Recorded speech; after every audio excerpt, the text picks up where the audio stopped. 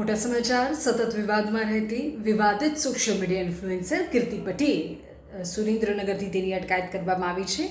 વેપારી અને તેમના પરિવારની સોશિયલ મીડિયા પર ગંભીર બદનક્ષી કરવા અને ધમકીઓ આપવાના આરોપસર આ કાર્યવાહી પોલીસ તરફથી કરવામાં આવી છે. ભાવનગરની સસ્પેન્ડેડ મહિલા કોન્સ્ટેબલ નૈના બારૈયા પણ સહ આરોપી છે અને બંને સામે ગંભીર કલમો હેઠળ ગુનો દાખલ કરાયો છે.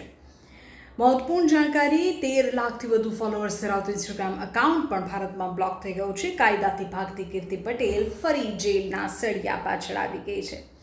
અવારનવાર વિવાદોમાં ઘેરાયેલી અને સોશિયલ મીડિયા પર અસભ્ય વર્તનને કારણે ચર્ચામાં રહેતી સોશિયલ મીડિયા ઇન્ફ્લુએન્સર કીર્તિ પટેલ ફરી એકવાર કાયદાના કડક સખંજામાં આવી ગઈ છે. સુરતની પૂણા પોલીસે કીર્તિ પટેલ સામે નોંધાયેલા ગુના સંદર્ભે તેની સુરેન્દ્રનગરથી અટકાયત કરી લીધી છે. આ ફરિયાદ સંબંધી જો આપને માહિતી આપું તો ભાવનગરના વેપારી રાજુ ભમ્મરે સુરતના પૂણા પોલીસ સ્ટેશનમાં કીર્તિ પટેલ તેમજ ભાવનગરની સસ્પેન્ડેડ મહિલા કોન્સ્ટેબલ નૈના બારૈયા સામે ગંભીર ગુનો નોંધાવ્યો હતો.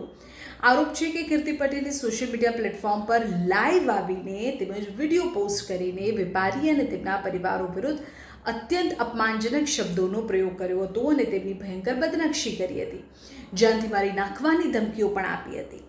આ ફરિયાદ બાદથી જ ફરાર ચાલી રહેલી કીર્તિ પટેલને પૂણા પોલીસની ટીમે સુરેન્દ્રનગરથી ઝડપી પાડી છે અને જે પ્રકારે માહિતી મળી રહી છે તે અનુસાર 13 લાખથી વધુ ફોલોઅર્સ ધરાવતી કીર્તિ પટેલનું ઇન્સ્ટાગ્રામ એકાઉન્ટ તાજેતરમાં ભારત સરકાર દ્વારા બ્લોક કરી દેવામાં આવ્યું છે.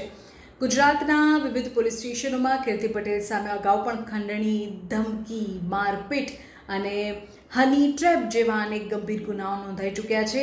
હવે પૂણા પોલીસ કીર્તિ પટેલને સુરત લાવીને કાયદેસરની કાર્યવાહી કરશે, ધરપકડ કરશે અને કોર્ટમાં રજૂ કરી રિમાન્ડ માંગશે. સોશિયલ મીડિયાનો દુરુપયોગ કરીને લોકોને ધમકાવનારા અને બદનામ કરનારાઓ સામે સુરત પોલીસ હવે લાલ આંખ કરી છે. જોવે રહેશે કે આ કેસમાં આગળ શું કાર્યવાહી થાય છે.